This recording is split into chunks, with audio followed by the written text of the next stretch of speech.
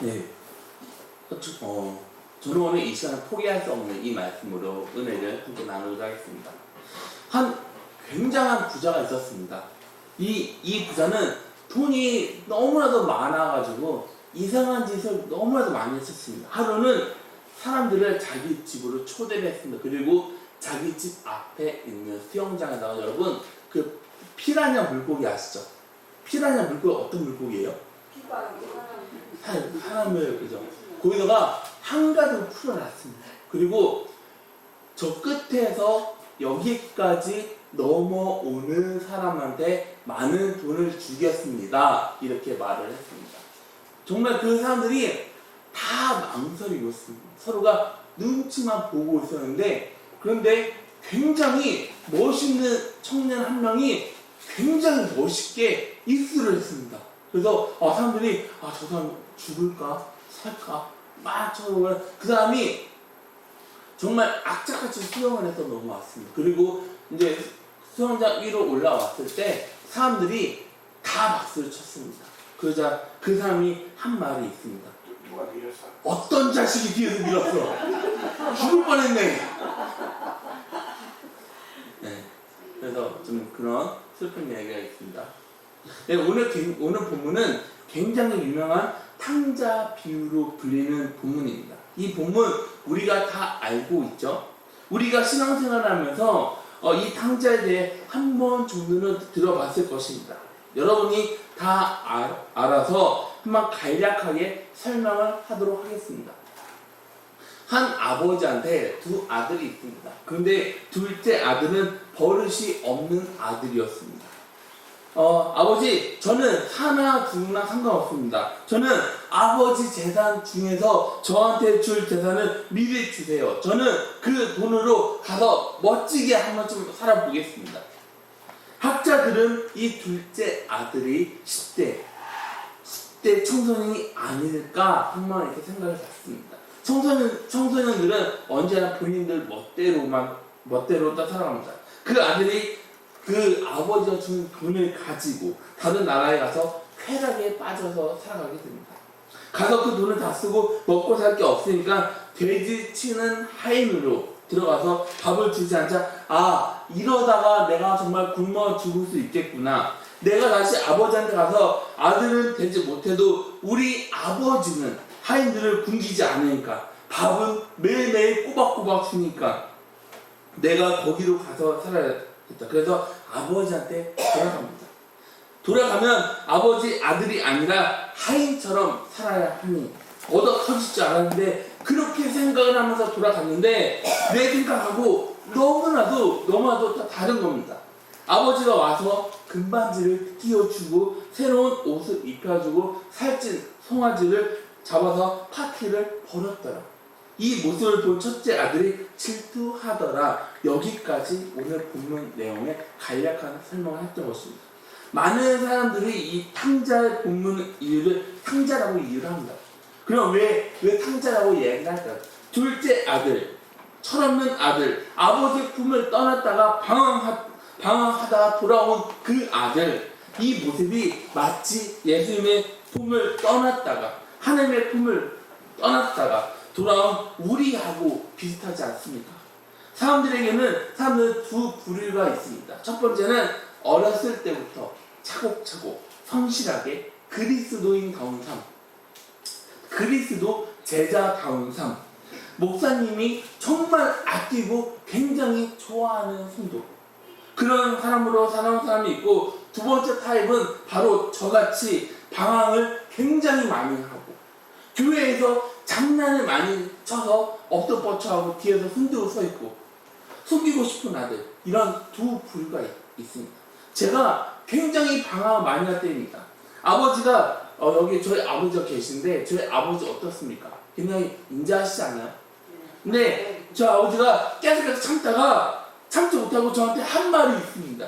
그 말은 욕은 아니지만 한마디를 사용해서 저한테 이런 말을 했습니다. 이 방탕한 아들! 만약 그 상황이 저였다면 저는 더 심한 말을 했을 텐데 나머지 부분은 여러분 상상에 맡기도록 하겠습니다. 저희 아버지는 너무도 인자하셔서 욕은 하지 않았지만 이 방탕한 아들, 오늘 말씀이 바로 이 본문 내용이라는 겁니다. 그래서 탕자의 비유라고 말을 합니다. 여기까지만 알아도, 이 탕자 비유까지만 알더라도 여러분은 굉장히 훌륭합니다. 그런데 신앙의 성숙함이 뭐냐면은 한 발 더 나아가는 것을 저는 여러분에게 말하고 싶습니다. 이게 어떤 얘기냐면은 성숙한 신앙이라는 것은 세상이 나 중심이 아니라는 것을 깨닫고 세상이 하나님 중심이라는 걸 깨닫게 되는 것입니다. 그래서 나 중심 세상에서 하나님 중심 세상으로 바뀌는 것이 바로 성숙한 믿음이라는 것입니다. 나는 피조물에 불과합니다. 하나님이 나를 창조해 줬습니다. 하나님이 내 주인입니다. 나는 하나님한테 순종하는 그리스도 제자이고 하나님의 아들이고 하나님의 딸, 우리는 하나님의 자녀이고 우리는 하나님 중심으로 살아가는 것입니다. 성경도 마찬가지이지 않을까요? 성숙함으로 가면 하나님 중심 성경이 보이기 시작을 합니다. 그런데 이 본문 탕자의 비유라고 말을 했습니다. 왜요? 그거는 사람들이 그동안 자기 자신의 모습을 보기 때문이지 않을까요? 근데 여러분, 세상 중심이 하나님 중심이라면 성경 중심 역시 하나님이지 않을까요? 하나님이 주인공입니다. 그래서 오늘 본문 주인공은 둘째 아들일까요? 아니면은 하나님을 대변하는 그 아버지 모습일까요? 그래서 독일의 신학자는 이 말씀이 탕자 비유가 아니다. 이 본문은 기다리는 아버지 비유다. 이렇게 라고 말을 합니다. 내가 방탕했고, 내가 하나님을 믿었고, 내가 하나님한테 돌아왔고, 다 나 중심으로 성경을 보니까 둘째 아들만 보이는 겁니다. 그런데 신앙이 한 단계 더 업그레이드가 된다 하면은 누가 보이기 시작합니까? 그 자리에서 기다리고 있는 아버지가 보이기 시작합니다. 이게 하나님의 마음을 우리에게 전달해주는 본문 말씀이구나 라는 것을 깨닫게 됩니다. 믿음의 첫걸음에는 나 자신만 보입니다. 나 자신. 기도하고 있는 나만 보입니다. 그리고 나가서 얘기를 하고 있는 나만 보입니다. 자꾸만 내가 보입니다. 믿음이 미숙합니다. 어린아이 수준입니다. 그것을 계속 반복하고 성숙해진다 하면은 누가 보입니까? 변하지 않고 언제나 그 주위에 계신 하나님 아버지가 보이기 시작한다는 것입니다. 우리는 믿음으로 구원을 받는다는 것을 다 알고 있습니다. 그런데 내가 구원받는 그 믿음이 뭡니까? 기도하는 것을 내 믿음이라고 말을 할 수 있습니까? 성경 많이 읽는 것을 내 믿음이라고 말을 할 수 있습니까? 새벽 기도를 많이 참석하는 것을 내 믿음이라고 말을 할 수 있습니까?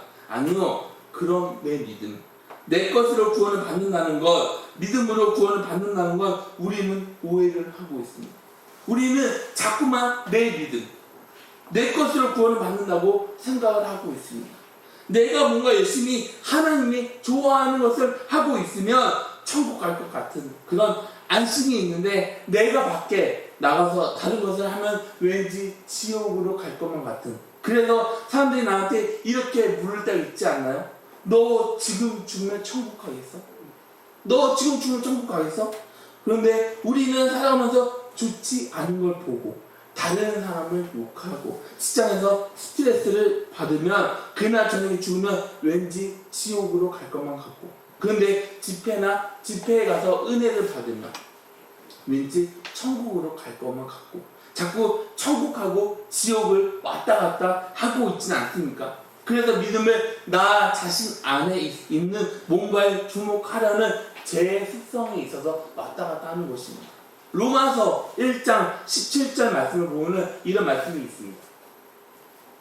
오직 의인은 믿음으로 말미암아 살리라 한과 같으니라. 너무 유명한 말씀이지 않나요? 그런데 여러분, 여기서 말하는 의인이 믿음으로 산다는 것을 뭐를 의미하는 겁니까?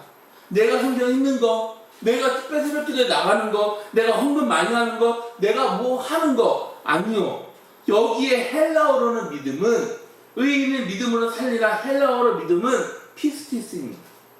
이 피스티스는 신실함. 그럼 신실함이 뭡니까? 변하지 않는 거, 늘 한결같은 거, 늘 그 자리에 있는 거, 늘 굳건한 거. 여러분, 여러분에게 그런 신실함이 있습니까? 저는 늘 변해왔습니다. 저는 늘 변덕스러웠습니다. 저는 정말 아니었습니다. 저는 늘 망설이고 어디에 서 있는지를 몰랐습니다. 저는 늘 흔들렸습니다. 내 안에 신실함이 하나도 없었습니다. 로마서 나오는 모든 믿음이라는 단어에 하나님의 신실하심, 하나님의 변하지 않는, 이 말을 바꾸면 다 뭡니까? 다 이긴다는 겁니다. 의인은 하나님의 구원하심으로 살리라. 너는 늘 흔들리고 늘 죄를 짓고 늘 갈팡질팡하지만 언제나 너와 함께 너를 붙들고 있는 변하지 않는 하나님의 놀라운 사랑, 너를 포기하지 않고 굳건하게 포기하지 않는 하나님의 그 놀라운 그 사랑, 그것이 너를 구원할 것이다. 의인은 믿음으로 말미암아 살리라. 피스티스는 하나님의 신실하심으로 바꾸면 우리는 이해할 수 있다는 겁니다. 그럼 오늘 본문을 통해 하나님의 신실하심이 뭡니까? 구체적으로 두 가지를 살펴보도록 하겠습니다. 첫 번째, 하나님의 신실하심은 무엇인가? 첫 번째는 이겁니다. 우리 한번 같이 해볼까요? 끝까지 기다린다. 끝까지 기다린다. 하나님의 신실하심이 무엇입니까? 끝까지 기다린다라는 겁니다. 하나님은 끝까지 기다려주는 분이십니다. 저는 탕제 본문을 읽으면서 감동받은 부분은 둘째 아들이 두렵고 떨리는 마음으로 아버지한테 돌아오고 있었습니다. 저 언덕을 넘어가면 내가 배신하고 난 아버지, 그 아버지 집이 있구나. 그 언덕을 넘어갈 때 얼마나 탕자가 마음이 두렵고 조마조마했겠습니까? 그런데 언덕을 넘어가기 전에 그 마을 입구에서 아버지가 탕자를 기다리고 있었습니다. 아버지는 산책 나온 것이 아닙니다. 산책 나와서 너 둘째, 너 원수는 외나무 아래에서 만난다고 하는데 너 오늘 죽었어, 이렇게 아들을 두들겨 팬 게 아니라는 겁니다. 몽둥이를 들고 나가서 아들을 기다린 게 아니라는 겁니다. 아들이 들어온다는 정보를 들었습니다. 아버지가 나가서 아들을 기다리고 있었습니다. 기다린다는 것은 뭐를 의미합니까? 아들이 집을 나간 그 날부터 늘 그 자리에서 언제나 계속해서 눈이 오나 비가 오나 변하지 않고 그 자리에서 기다렸다라는 것입니다. 아버지, 저는 필요 없어요. 아버지, 저는 아버지 돈만 있으면 돼요 하고 등을 돌리고 떠난 그 날부터 아버지는 내 아들이 언제 다시 돌아오나 계속해서 그 자리에서 변하지 않고 기다리고 있었다는 것입니다. 이것이 우리를 향한 하나님의 신실함이지 않을까요? 하나님은 기다리는 아버지이십니다. 제가 은혜를 받을 때마다 느끼는 것이 있습니다. 수련회를 가서 은혜를 받든지 말씀을 들으면서 은혜를 받든지 은혜를 받을 때마다 느끼는 것이 있습니다. 하나님이 내가 이 자리에 나오기만 기다리고 있었구나. 말씀을 들을 때, 말씀을 들으러 올 때 느끼지 않았습니까? 말씀을 들으러 왔는데 나는 내가 한 게 아무것도 없는데 세상에 나가서 죄를 짓고 이 자리로 다시 돌아왔는데 나는 지금 이 자리에 나올까 말까 갈등질팡하면서 망설이고 있었는데 오늘 이 예배를 통해 하나님이 모든 것을 준비하고 있었구나. 은혜 받을 때 우리가 한 게 뭐가 있습니까? 은혜 받을 때 여러분이 한 게 뭐가 있습니까? 노래하고 박수치고 우리는 당연히 은혜를 받으니까 우리는 당연하게 생각을 하고 있지 않나요? 어떻게 이게 은혜 받는 원인이 될 수 있겠습니까? 은혜 받는 거 한 가지입니다. 하나님이 나한테 은혜를 주려고 그 자리에서 기다리고 있었다는 것입니다. 그 자리에서 은혜를 주고 나를 용서해주고 나를 찾아와 주고 나를 기다려줬기 때문에 우리가 은혜를 받을 수 있는 겁니다. 누가 나를 기다리겠습니까? 이 세상에서 누가 나를 기다리겠습니까? 유명한 사람이 나를 기다려주면 물론 고맙죠. 그런데요, 아니요, 이 세상에 그 어떤 것도 나를 기다려주지 않습니다. 제가 운전할 때 가끔씩 착각하는 것이 있습니다. 순간 지금 하나님한테 순간 내 나이가 43인가 42인가 41인가 요새는 나이 만으로 하잖아요. 그래서 헷갈릴 때가 있습니다. 세월은 여러분을 기다려주지 않습니다. 순간 훅 가는 겁니다. 한번 옆에 있는 사람한테 이렇게 말 한번 해볼까요? 조심해, 훅 가. 한번 말 한번 해볼까요? 조심해, 훅 가. 그러면은 그 말을 들은 사람이 이렇게 말을 했으면 좋겠습니다. 이미 갔어. 이미 갔어. 42살이 언제 갔지? 41살이 언제 갔지? 세월이 여러분을 기다려주지 않는다는 겁니다. 돈을 벌러 갔는데 여러분, 돈이 여러분을 기다려줍니까? 아니요. 돈은 언제나 우리한테 0이라는 뒷모습만 보여줍니다. 벌기 무섭게 카드값으로 빠져나가지 않나요? 버는 거 얼마 없는데 나가는 건 너무 많지 않나요? 돈은 저와 여러분을 기다려주지 않습니다. 친구들이 영원할 것 같나요? 친구들은 영원할 것 같습니까? 아니요. 친구는 필요할 때만 친구입니다. 친구에게 연락이 없다가 갑자기 오래간만에 연락 오는 친구, 이거 어떤 거예요? 그 전화 왔을 때 나 결혼을 이제 9주에 내 아들 뭐 돌이야 와서 보내. 누구도 너가 외롭다고 고독해서 위로해준다고 전화한 거야. 그런 친구가 없다는 겁니다. 아무도 나를 기다려주지 않습니다. 사람도 돈도 이 세상도 그 무엇도 저와 여러분을 기다려주지 않습니다. 그런데요, 하나님은 언제 오나 기다려주고 있습니다. 아멘. 세상에서 방황하고 있으면 그 누가 신경 쓰지 않는데 하나님은 그런 날, 그런 여러분을 포기하지 않고 기다려주고 있다는 겁니다. 이 세상 누구도 저와 여러분을 기다려주지 않습니다. 그런데 하나님은 언제나 포기하지 않고 늘 그 자리에서, 같은 자리에서 저와 여러분을 기다려주고 있다는 것입니다. 하나님은 언제 나오나? 언제 내 옆으로 다시 나오나? 기다리고 있습니다. 오늘 이 예배 자리에 하나님이 여러분을 기다리고 계십니다. 하나님이 저와 여러분을 기다리고 있습니다. 하나님, 내가 주님을 얼마나 더 기다리게 하겠습니까? 주님, 저도 이제 주님 앞에 나갑니다. 이런 예배의 자세를 가진 저와 여러분들이 다 되시기를 주님의 이름으로 기원합니다. 기다리는 그 놀라운 하나님의 사랑을 경험하게 된다 하면은 우리도 그 기다림을 배우게 됩니다. 그래서 성령의 열매, 그 사랑 중요한 요소에는 인내가 들어가 있지 않습니까? 오래 참음, 하나님은 기다리는 분이시고 그 기다리는 인내를 경험한 사람만이 누구를 향해 기다릴 수 있다는 겁니다. 기다리는 아버지 사랑을 경험하고 나면 나도 기다리게 되는 것입니다. 첫 번째, 나 스스로 대해 기다릴 줄 알아야 합니다. 여기에는 여러분에게 꼭 하고 싶은 말이 있습니다. 하나님이 여러분을 기다리고 있다면 여러분도 여러분 스스로 기다릴 줄 알아야 합니다. 우리는 기다릴 줄 알아야 합니다. 인생에서 중요한 모든 것은 뜸이 있습니다. 때가 있습니다. 급하게 얻는 걸 뭐라고 합니까? 인스턴트라고 말을 하지 않나요? 관계도 내 목마름만 채우려고 하면은 그거 역시 인스턴트입니다. 당장 얻을 수 있는 인스턴트. 모든 건 시간과 때, 기다림을 통해 중요한 걸 얻을 수가 있습니다. 내 스스로 기다릴 줄 알아야 하나님도 나를 기다려 주신다. 두 번째로는 내 주변 사람을 향해 기다릴 줄 알아야 합니다. 저는 성질이 너무나도 급합니다. 저는 성격이 너무 급하고 인내심도 많이 없습니다.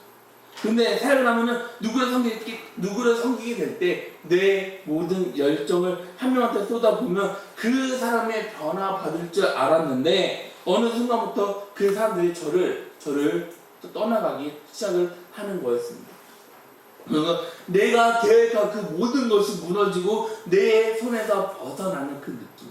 하나님 뭐예요? 하나님 왜 저를 이렇게 도와주지 않는 거예요? 하나님 내가 계획한 그 모든 것들이 다 무너졌잖아요. 하나님 저는 왜 도대체 실패를 하는 겁니까? 시간이 지나서 깨닫게 되는 것이 하나가 있습니다. 내 손을 벗어나게 된다 하면 하나님 손으로 가는 겁니다. 내 손을 벗어나면 하나님 손으로 가는 겁니다. 그래서 내가 할 수 없는 상황으로 가면 하나님이 직접 일을 하신다는 겁니다. 제가 사역을 하면서 통해 얻은 것이 하나 있다면 그건 기다리면 다시 돌아온다라는 겁니다. 기다리면 다 돌아온다라는 겁니다. 저희 어머니가 저한테 하는 말이 있습니다. 이놈아 성급하게 하지 마. 기다리면 다 돌아와. 아니요 저는 더 열심히 해야 할 것만 같아요. 아니야 기다리면 다시 다 돌아와. 물론 그거는 체념하고 다릅니다. 체념은 포기하는 겁니다. 안 되는구나. 기다리는 건 뭡니까? 된다는 걸 믿기 때문에 늘 그 자리에서 기다리는 겁니다. 내가 일할 수 없을 때 나를 대신해서 일하는 하나님의 신뢰에 그 자리를 지키는 겁니다. 하나님 이제 내가 할 수 없지만 하나님의 일하심을 내가 믿고 있습니다. 내가 기도를 하지 않았지만 내가 기도를 하고 있지만 하나님이 직접 역사해 주어서 하나님이 이루는 그 순간을 저는 기다리고 있습니다. 그리고 그 자리를 하나님을 신뢰할 수 있어 기다립니다.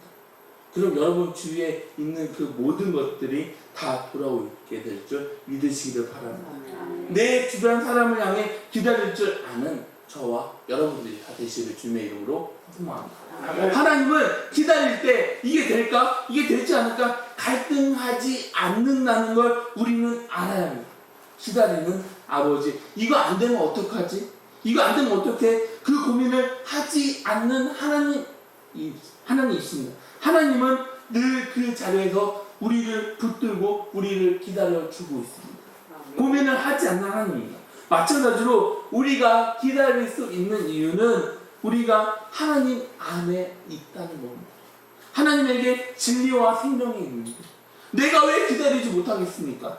내 주변에 있는 사람들, 내가 기도하고 있는 것들 다 주님이 이루어 준다는 걸 믿습니다.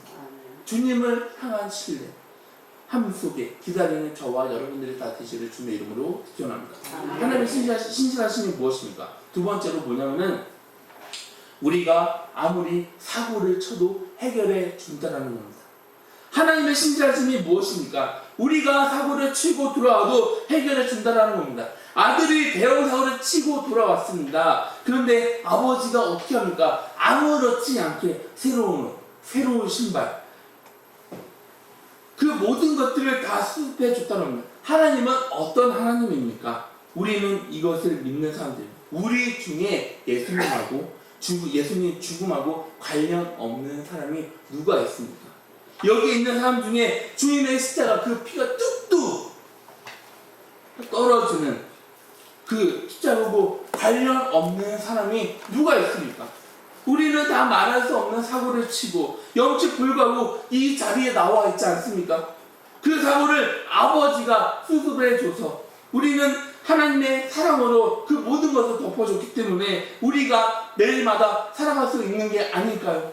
하나님은 여러분이 어떤 사고를 치든지 수습해 주는 하나님이십니다. 사람은 정말 작은 양심이 있어 사고를 치면은 명목이 없다고 합니다. 제가 명목이 없었어요. 그런데 주님은 언제나 우리한테 이렇게 말씀하고 있습니다. 사고 쳐도 괜찮아. 나와 어떤 사고를 쳐도 괜찮아. 내 품만 벗어나지 마. 내 울타리, 내 손만 벗어나지 마. 이것이 우리 하나님 아버지 마음이라는 겁니다. 우리가 어떤 사고를 쳐도 수습하고 해결해주는 하나님 아버지이십니다. 우리가 살아가면서 자꾸 큰 사고를 책임을 져 주십니다. 저도 여러분도 부끄럽고 누구한테 말할 수 없는 사건, 실패를 경험하지 않았나요? 때론 우리는 스스로 포기하게 될 때가 있습니다. 아, 끝났다. 여기까지인 것 같다.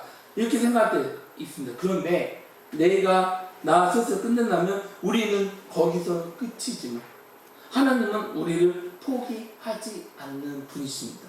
하나님은 여전히 여러분 옆에서 동행하고 있습니다. 하나님은 늘 그 자리에서 여러분을 기다리고 있고 여러분의 문제를 해결해 주십니다. 그 은혜를 붙드는 저와 여러분들 다 되시를 주님의 이름으로 축원합니다. 한 가지 이야기를 들려드리면서 오늘 말씀을 마치겠습니다. 여러분 혹시 여러분들은 개그맨 중에 최홍님이라는 사람 아시나요? 다 아시나요? 아니면은 우리는 정말 성대건 오빠를 더 좋아하시나요? 아니면은 뭐 현미 누나를 더 좋아하시나요? 아니면은 운도 오빠를 더 좋아하시나요? 아니면은 태진아 오빠를 더 좋아하시나요? 제가 한번 그 최홍님이 이 사람이 TV에서 얘기하는 거를 들었습니다. 이 사람이 정말 예전에 인기가 장난이 아니었습니다. 그런데 인기가 서서히 조금씩 줄어나갔습니다. 일자리가 없어 백수가 되었습니다. 정말 인기가 많았을 때 돈과 명예를 다 가지고 있었는데 인기가 없어지니까 허전한 마음을 달랠 수가 없었습니다. 그 마음을 없애고 싶어 이것저것 하다가 도박에 빠지게 되었습니다. 도박이 무서운 건 돈이 생기면 어떻게 돼요? 다 거기에 투자를 한다는 겁니다. 최홍님이 갖고 있던 돈을 다 모아 빚을 져서 도박을 했습니다. 도박하다 이제 돈이 없으니까 집에 갔습니다. 집에 가서 아버지 그러자 아버지가 나 잠깐 나갔다 올게 하고 아버지 나가서 집을 두리번두리번 하고 있는데 안방으로 갔는데 그 책상 위에 아버지 지갑이 있었습니다. 지갑을 열어서 봤는데 그 앞에는 그 지갑 안에는 수표가 이만큼이나 있었습니다. 됐다. 이 돈이라면 내가 잃었던 그거 다 다시 찾을 수 있겠다 하고 두 번도 생각하지 않고 바로 나가서 도박장을 갔습니다.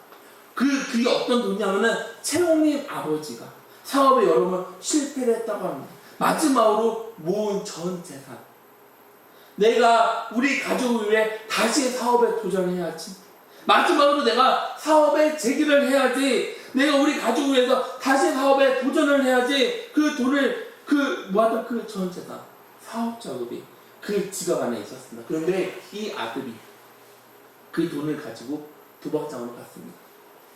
가서 최홍님은 도박을 평상시보다 더 열심히 해서 많은 돈을 따고 있었는데 핸드폰을 봤는데 누나한테 전화가 왔습니다. 전화 받자 누나가 흥분하면서 야! 너 지금 어디야? 누나가 너 또 도박하러 갔지? 너 어디야? 누나 지금 나 도박에 너무 잘 돼서 돈을 많이 따고 있으니까 나 말리지 마. 누나가 얘기하는 야! 아버지 지금 쓰러졌어. 지금 아버지 쓰러져서 응급실에 실려갔어. 지금 아버지 죽을 것만 같아. 그 돈은 아버지 전 재산이야. 너 빨리 와. 너 지금 당장 와서 아버지한테 무릎 꿇고 싹싹 빌어. 그제서야 정신을 차리고 내가 지금 뭔 짓을 하고 있지? 도박장 나와서 바로 병실로 갔다고 합니다. 병실 왔는데 아버지가 중환자실에 누워 있었습니다. 병실 앞에서 고민하고 있는데 뭘로 고민을 하고 있었냐면 최홍님은 살아오면서 아버지한테 혼난 적이 한 번도 없었다는 것입니다. 문 열고 들어오면 아버지가 야! 너 뭐 어떻게 내 전 재산을 갖고 그렇게 가서 도박을 칠 수 있어? 혼날까봐 겁이 났다고 합니다. 혼나면 어떡하지? 병실 문을 잡고 벌벌 떨고 있었는데 그래도 나 때문에 아버지가 저렇게 되었는데 내가 가서 용서를 빌어야지. 그러면서 문을 열고 들어왔는데 아버지가 산소 호흡기를 꽂고 누워 있었습니다. 그 아버지가 아들이 돌아온 걸 보고 이 산소 호흡기를 빼게 해달라고, 그리고 나를 일으켜 달라고, 그리고 아들한테 이렇게 가까이 오라고 손짓을 했습니다. 그제서야 최홍님이 아버지 옆에 가서 앉았습니다. 그러면서 아버지가 한 말이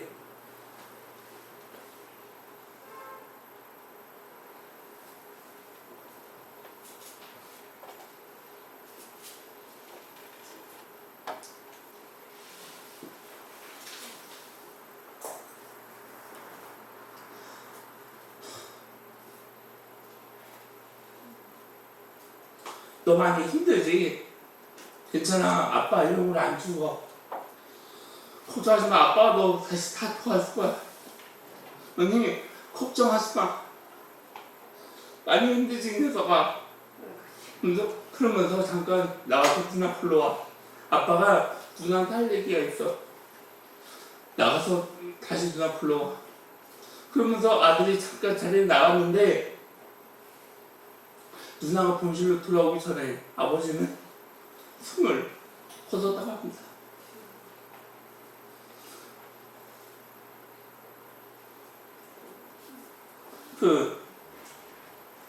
채용님이 펑펑 눈물을 흘리면서 하는 말이, 나 때문에 아버지가 죽었는데 끝까지 자기 자신을 혼내지 않고 자기 손을 잡아주면서 괜찮아, 내가 더 도와줄게, 자기 때문에 죽은 그 아버지 사랑으로 도박을 끊을 수 있었다고 그 말을 했습니다.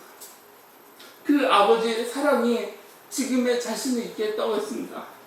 고백한 것을 프로그램을 통해서 봤습니다. 여러분, 하나님은 어떤 분이십니까?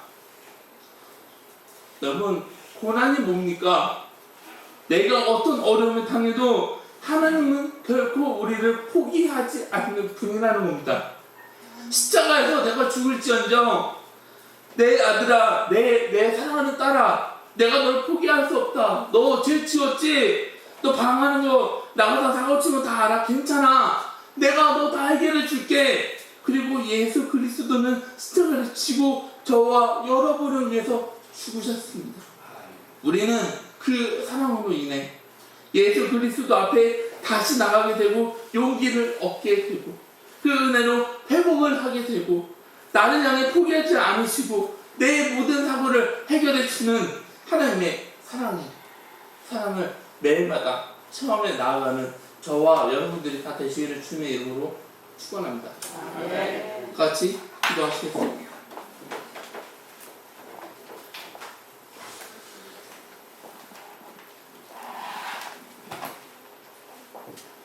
사랑 많으신 주님, 정말 주님께서 우리를 붙들어 주지 않는다면 우리는 두 번 다시 일어날 수가 없습니다.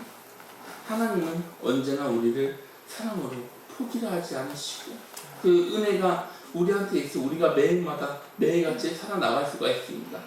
오직 주님의 은혜, 오직 주님의 사랑이 없었다면 우리는 정말 죽을 수밖에 없는 죄인입니다. 주님, 정말 우리가 매일마다 주님의 사랑을 체험하면서 주님의 은혜를 매일같이 체험하면서 살아갈 수 있는 우리 귀한 깊은 소원교회 성도님들이 되어질 수 있도록 하나님 아버지 주님께서 인도하여 주시옵소서. 주님, 정말 5월 그 사랑의 달, 정말 우리가 다시 한번 하나님의 놀라운 사랑, 하나님의 놀라운 은혜를 경험하면서 살아갈 수 있는 우리 귀한 복된 성도님들이 되어질 수 있도록 아버지 주님께서 인도하여 주시옵소서. 예수님 이름으로 기도드렸습니다. 아멘. 같이 함께 일어나서 찬송가 510장 신학 드리시고 축도로 오늘 예배를 마치겠습니다.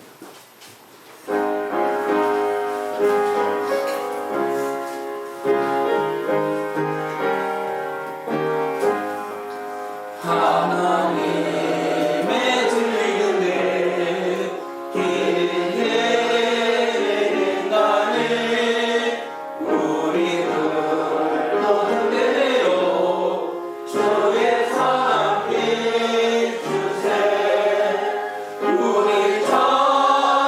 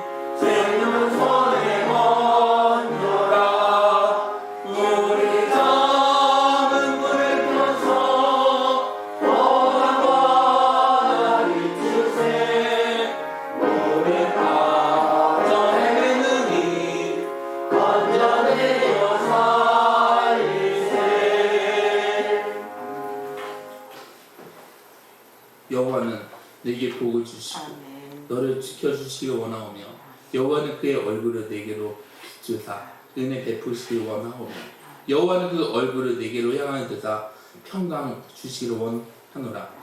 이제는 우리 주 예수 그리스도의 은혜와 하나님의 지극하신 사랑하심과 성령님의 교통하심이 이 자리에 모인 성도님들 머리 위에 함께 하시기를 예수님의 이름으로 축복합니다. 아멘.